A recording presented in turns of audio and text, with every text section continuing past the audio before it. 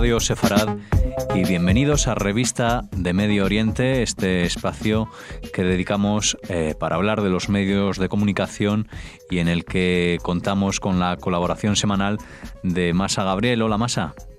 Muy buenas, Alejandro, ¿cómo estás? Muy bien. De nuevo aquí en este espacio, como decíamos, en el que analizamos los medios de comunicación. Lo hacéis vosotros desde Revista de Medio Oriente en Estados Unidos.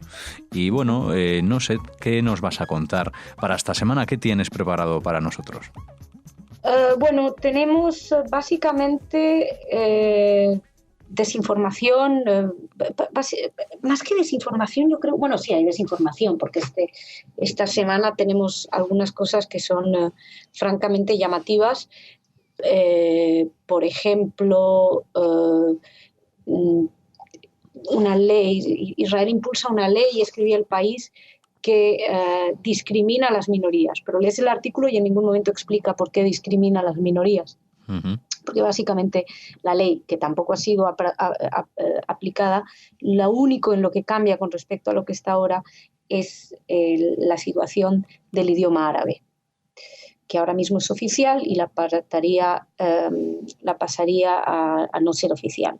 Pero bueno, algunas otras, evidentemente es una ley polémica, etcétera. Pero el diario El País, que toma partido por todo lo que está pasando, pues lo plantea así. Todo está planteado de una manera torpe, de una manera tramposa. Por ejemplo, leía justo ahora, hablo del País, básicamente, uh-huh. Leía ahora mismo un artículo en el que hablan de las imágenes de Barghouti, que es este preso que está en huelga de hambre, y se han difundido unas imágenes donde se lo ve comiendo a escondidas. Pues hay un largo artículo para explicar que a lo mejor no es cierto, pero que sí es cierto, además, es que le han puesto la comida a escondidas, se la han puesto a él para que la coma. En fin, en ningún momento en todo el artículo se explica por qué está en la cárcel Marwan Barghouti. Ya está, no se dice para nada. Se habla que fue el líder de la segunda intifada, pero no se explica lo que fue la segunda intifada. Hay que recordar que hubo más de 1.000 víctimas israelíes de la segunda intifada.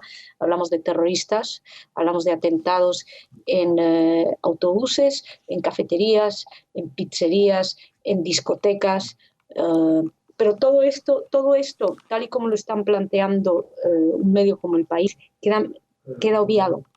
De lo único que se nos habla es de un preso, que hay presos que están en detención administrativa, que que Ginebra dice no sé qué, pero en ningún momento nos explican por qué están estos presos en la cárcel. Uh-huh. O sea, falta una contextualización. Sí, no, ya ni siquiera es un problema de contextualización, es un problema de posicionamiento. Yo estaba muy sorprendida porque un artículo del 6 de mayo en El País hablaba del pragmático Haniyeh, un nuevo líder político de Hamás. Habla de que es un dirigente moderado. Están hablando de un líder terrorista que está detrás de los lanzamientos de misiles contra población civil, que son responsables últimos, si quieres, incluso del sufrimiento de la población en Gaza.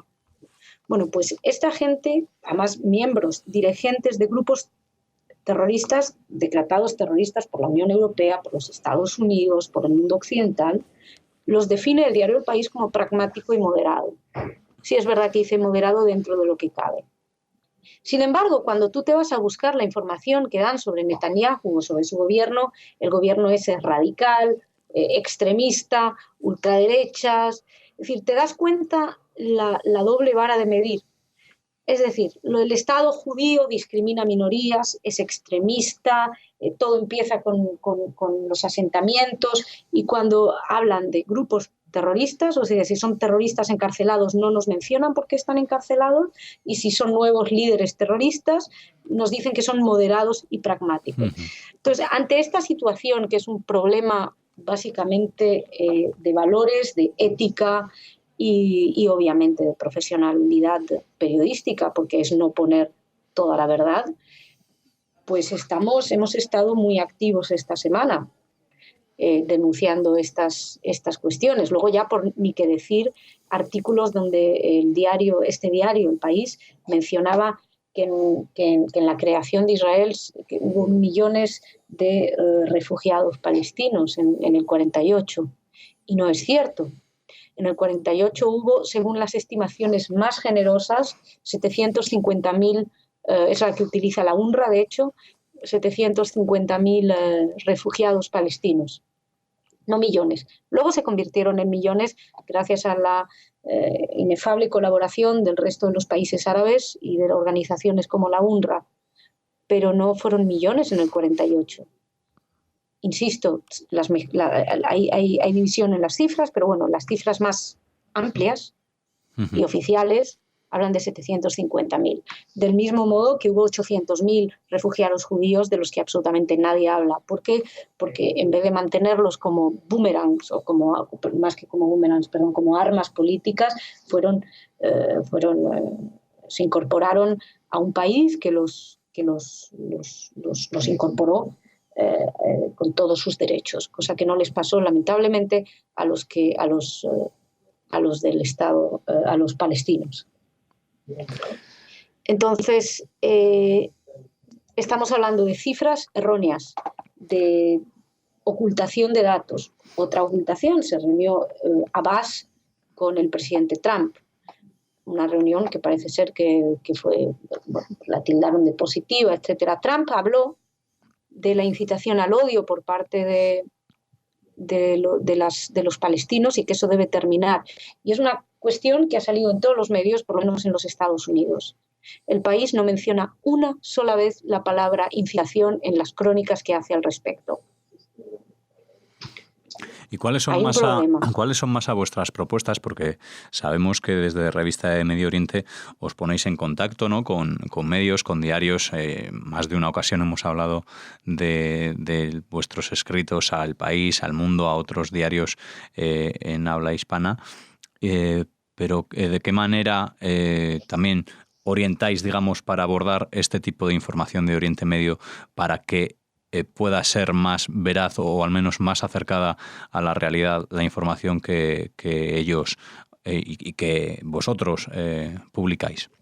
Bueno, en este caso, por ejemplo, con el número de refugiados, simplemente escribimos una carta diciendo, señor, se han equivocado, no eran tantos millones, aquí tienen las cifras oficiales de la UNRWA y les hacemos llegar los datos oficiales. También, como gran parte del problema que tenemos es que los medios, en este caso hablamos del País, pero otros medios lo hacen también, han tomado una narrativa como única verdad. Entonces, lo que les tienes que decir es, me ha pasado con varios medios, por ejemplo, el término territorio palestino ocupado. Esto, que en España es algo habitual, no ocurre aquí en Estados Unidos. Cuando ocurre ha habido escándalo y se ha cambiado. Porque la cuestión es que son territorios que los palestinos reclaman para ellos, pero también hay parte que también reclaman los israelíes. Y todos los acuerdos, todos los tratados, todas las resoluciones, incluso de la ONU, que son vinculantes y que se han convertido realmente en ley, como la 242, hablan de acuerdo entre las partes.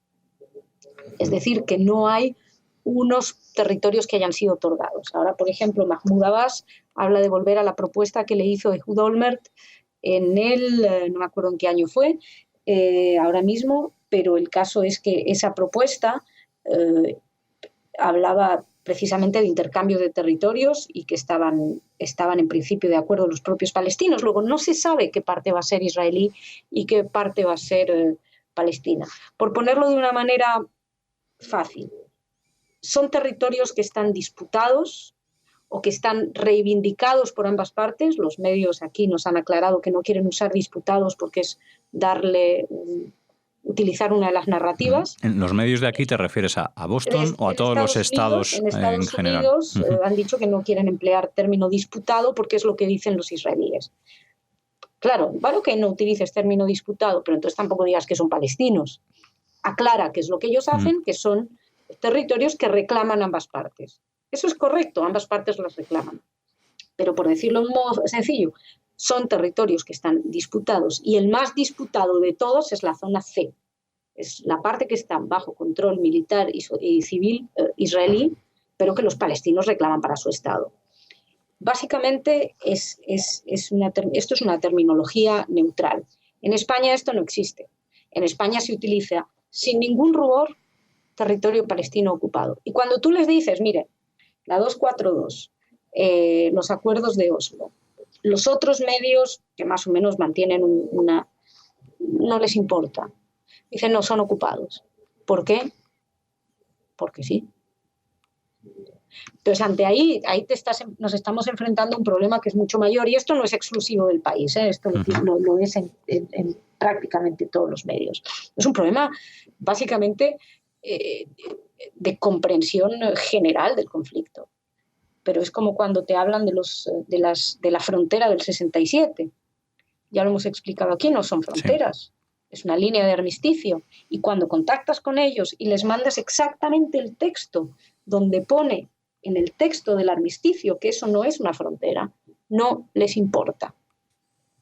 Entonces, estos medios, que luego se les llena la boca para hablar de la posverdad, de que si Trump ha mentido o que si ha mentido no sé quién, que está muy mal que mientan, pero ellos también están mintiendo. Ellos también están aplicando una verdad emocional. Lo que ellos consideran que es lo cierto lo dan como tal. Que si lo hicieran solamente en las páginas de opinión sería fantástico. Si en uno de estos medios llega un señor y escribe, mire, yo creo que Israel no tiene ningún derecho a reclamar esto, que todo debería ser de los palestinos y creo que los israelíes lo hacen todo muy mal. Perfecto. Perfecto. Pero que lo pongan como una verdad absoluta en las páginas de información es un problema muy grave. Y el problema mayor, a mi modo de ver, es que no se dan cuenta. Y que cuando les hablas de datos y les muestras cifras y les muestras los propios acuerdos a los que ellos hacen mención, no hay manera. Siempre hay un sí, pero. Bueno, pues con este análisis particular de Masa, despedimos esta edición de Revista de Medio Oriente y les invitamos a que visiten la página web revistamo.org, donde pueden leer artículos y otros temas relacionados con los medios de comunicación y estos análisis de los que hablábamos aquí en Radio Sefarad con Masa Gabriel. Muchas gracias, Masa, y hasta la próxima semana. Muchísimas gracias a vosotros.